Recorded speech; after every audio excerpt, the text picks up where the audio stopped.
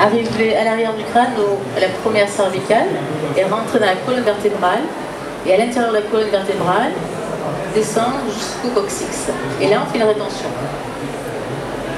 Et ensuite, expire, colonne vertébrale, arrive à la première cervicale, on monte à mi-crâne. On monte à mi-crâne, et là, on va traverser à l'intérieur du crâne. On va sortir par le troisième œil. L'intérêt de ce chemin, c'est que en visualisant l'air, en fait, vous déplacez l'énergie. Et donc, vous allez faire passer l'énergie entre les deux hémisphères et chatouiller la pinéale. Chatouiller, la glande pinéale, qui est importante pour vous. D'accord? Non seulement on va un petit peu chatouiller les deux hémisphères, on va surtout chatouiller la pinéale, on va ressortir par la troisième. Donc, j'inspire. Nez, front, crâne, arrière, première cervicale, colonne de respiration, coccyx, rétention. Expire, coccyx, colonne de respiration, première cervicale, mi-crâne.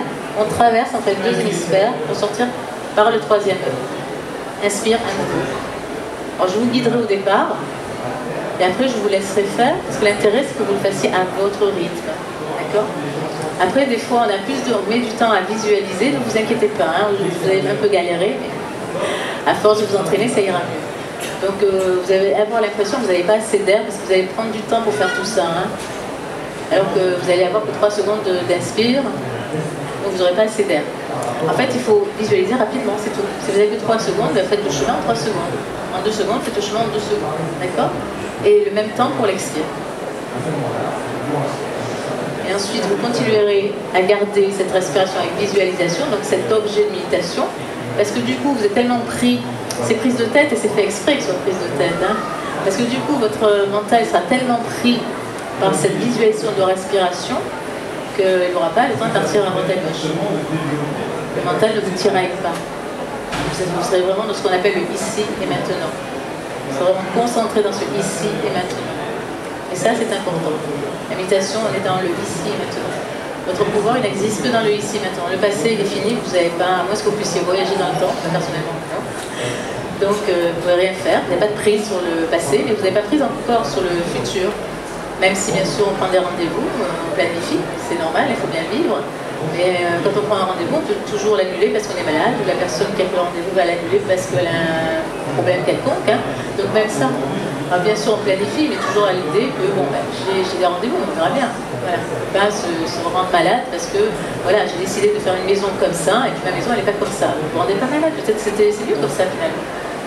Acceptez ce qui arrive, il y a toujours des raisons. Arrêtez dans le... J'avais décidé comme ça, donc je veux que c'est comme ça, c'est pas comme ça, je suis malade. Voilà. La méditation va vous aider d'être dans votre ici maintenant. D'accord? On va faire cette respiration prise de tête. Après les 3 expériences de tout à l'heure, ça va? Donc, on le fait ensemble. Prenez la posture, le dos est droit, sans être rigide. Laissez légèrement le menton.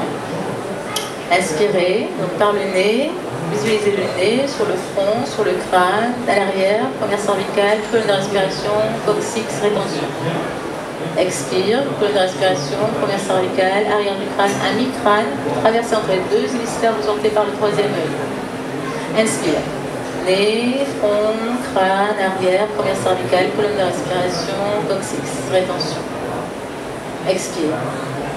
Colonne de respiration, première cervicale, montez à mi-crâne. Traversez entre les deux hémisphères, sortez par le troisième œil. Inspire à nouveau, nez, front, crâne, arrière du crâne, première cervicale, colonne de respiration, coccyx, rétention. Expire, colonne de respiration, première cervicale, vous montez à mi-crâne, traversez entre les deux hémisphères, vous sortez par le troisième œil. Est-ce que ça va pour tout le monde? C'est fait exprès hein, que ce soit c'est tout l'intérêt. On s'essaye un petit peu. D'accord? Alors, la posture, je vous laisse vous placer de façon confortable.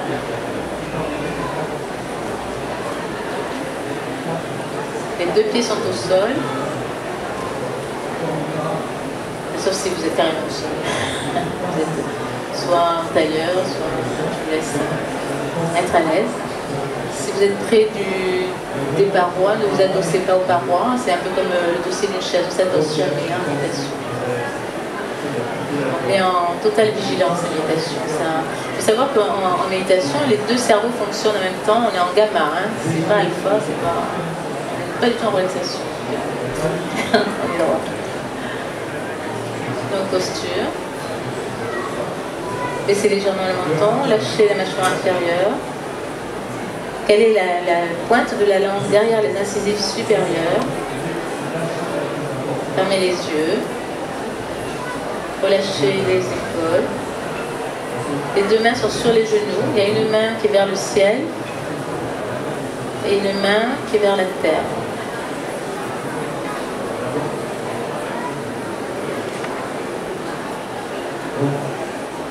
En général, on ferme, on va rejoindre le pouce et l'index.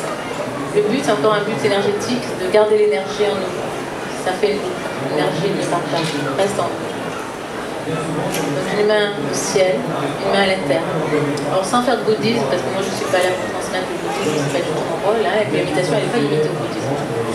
La main à la terre, c'est le Bouddha disait la terre m'en est témoin. Encore une fois, l'enracinement. La terre m'en est témoin. Il n'est pas question de délirer, hein. Méditation c'est pas ça. Voilà, la main à la terre, on est bien avec les deux éléments, terre et ciel. Donc la posture. Une petite respiration ventrale, vous vous souvenez, j'inspire par le nez, je gonfle le ventre, j'expire par le nez, je creuse le ventre. Faites-le à votre rythme à vous, lâchez vos épaules, baissez légèrement le menton, fermez les yeux, lâchez toutes les tensions musculaires, inspirez par le nez, gonflez le ventre, expirez par le nez, creusez le ventre. Sur votre rythme à vous, parfaitement naturel.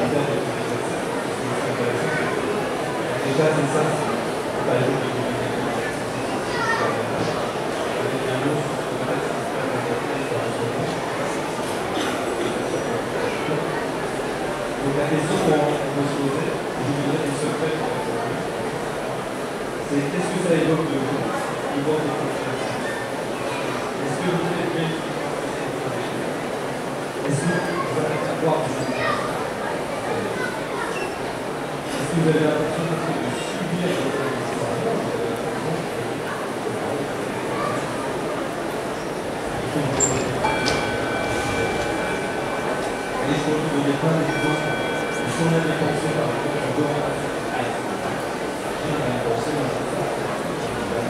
On va commencer l'objet de méditation, c'est-à-dire la respiration avec visualisation. Donc, inspirez par le nez, front, crâne, arrière du crâne, première cervicale, colonne de respiration, coccyx, rétention. Expire, colonne de respiration, première cervicale, montagne crâne, traverse entre les deux hémisphères, on sort par le troisième œil. À nouveau, inspire, narine, front, crâne, arrière du crâne, première cervicale, colonne de respiration, coccyx, rétention. Expire, colonne de respiration, première cervicale, monte à mi-crâne, on traverse entre les deux hémisphères, on sort par le troisième œil. Inspire à nouveau, narine, front, crâne, arrière du crâne, première cervicale, colonne de respiration. Continuez à votre rythme. Lâchez les épaules, lâchez le menton. Continuez à votre rythme.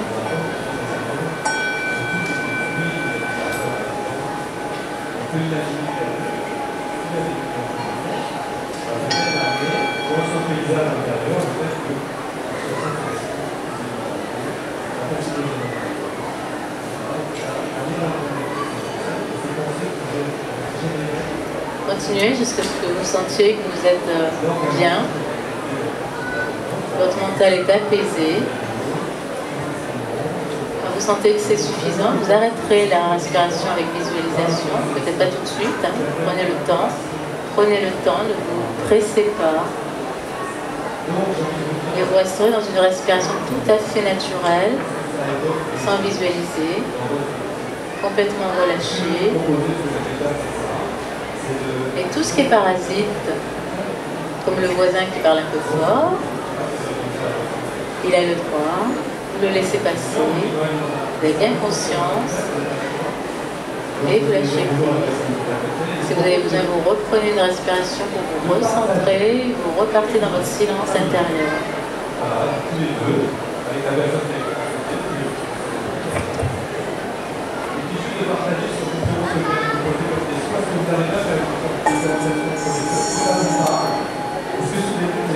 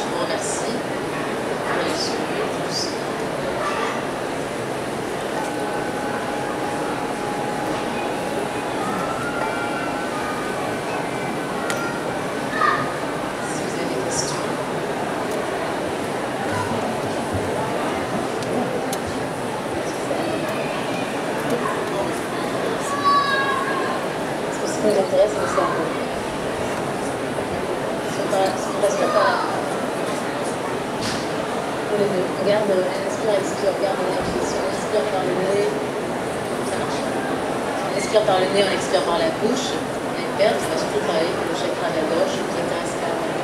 C'est vraiment le cerveau qui t'intéresse. Je vois qu'il y a un militant qui va faire une mini-RF. Ah, pardon, là c'est mieux. Non, donc la question c'était pourquoi par le nez et la respiration, c'est simplement parce que c'est le cerveau qui nous intéresse dans la méditation. Il se passe vraiment beaucoup de choses au niveau cérébral, entre les deux hémisphères. Donc la bouche, on va fonctionner plus le chakra de la gorge. Donc pas intéressant, puis on perdrait là. On inspire par le nez, on expire, vous voyez. Alors que le nez, ça crée une boucle. C'est un peu l'intérêt aussi de fermer, garder l'énergie. Question ?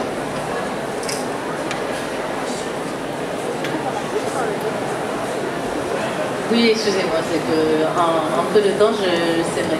Alors il y a une rétention, mais on bloque la respiration. Donc on inspire, on bloque, on expire. Excusez-moi. Une question ?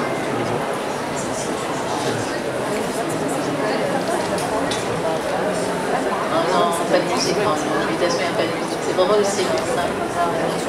Après, si ça peut vous aider, pourquoi pas. Hein. Le bol de méditation, il peut aider parce que c'est une vibration particulière. Hein. Je conseille toujours un bol de chakra du cœur. La méditation, elle est reliée au chakra du cœur, compassion et gratitude. C'est vraiment les émotions de la méditation. Compassion et gratitude, donc c'est le chakra du cœur. Donc, tous les bols tibétains, ils sont reliés à un chakra. Ça, c'est un conseil. Si vous préférez le chakra racine, non, c'est bien. Question. Et parce que voilà, la personne a parlé un peu d'aide. Oui. d'honorer la parole de l'autre.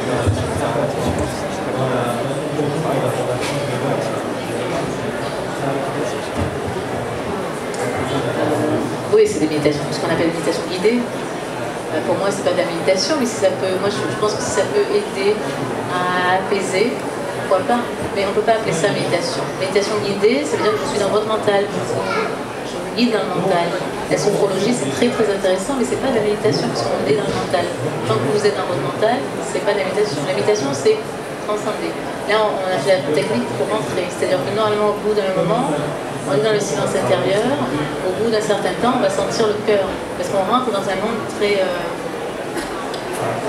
fin. On commence à ressentir vraiment le corps. Donc on sent le rythme du cœur. D'ailleurs, le corps, il bascule comme ça. Il le fait tout seul. C'est pas nous qui basculons. Il le fait tout seul. À un moment donné, vous allez faire ce geste-là aussi. Tout simplement. Ça, c'est la Kundalini. Le cœur, c'est le moteur du corps physique. Et la Kundalini, c'est le moteur du corps énergétique. On va le sentir, c'est subtil. On arrive justement à acquérir cette capacité de ressentir, on peut ressentir le cerveau qui fait beaucoup de bruit. Et en général, on n'est pas très loin de la vacuité. Alors la vacuité, moi j'ai toujours l'image du sas. Pour moi, la vacuité, c'est comme un sas. C'est-à-dire qu'à un moment donné, dans ce silence, il n'y a plus de parasites qui interviennent. On est arrivé vraiment à être bien. Et on passe dans un vide. Ça ne dure pas longtemps ce vide. Et ce vide, c'est comme s'il y avait une porte derrière. Et là, la méditation commence.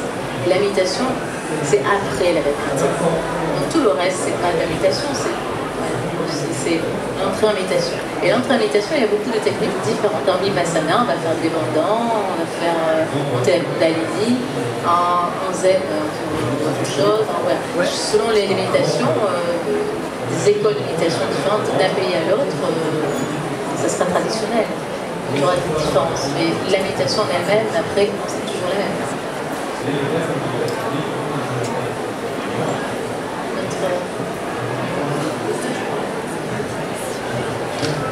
Oui.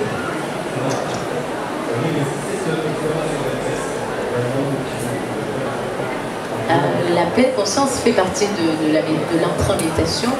L'hypnose, elle n'en fait pas du tout partie. Lisez Krishnamurti, il est très en colère. Et quand il était encore vivant, il se mettait en colère à chaque fois. Il disait les Occidentaux, vous ne méditez pas, vous faites de l'auto-hypnose. Voilà. L'auto-hypnose, c'est très bien encore une fois, mais c'est pas de la méditation. Non, parce qu'on est encore même si on n'est pas sur mental, le subconscient, c'est pas. Je crois que c'est le temps. Bien sûr, je vous remercie. Alors, je suis au stand de F25. Si vous voulez me retrouver, c'est un stand de shiatsu. Mais voilà, vous me retrouverez. J'ai laissé mes flyers dehors si vous voulez aussi. Voilà, si vous avez d'autres questions sur les flyers, il y a mon email. Parce que c'est vrai que je n'ai pas pu vous donner tous les renseignements. Donc, si vous avez des questions, n'hésitez pas en tous les cas. Je vous souhaite une bonne journée. Je vous remercie. Au revoir. Merci.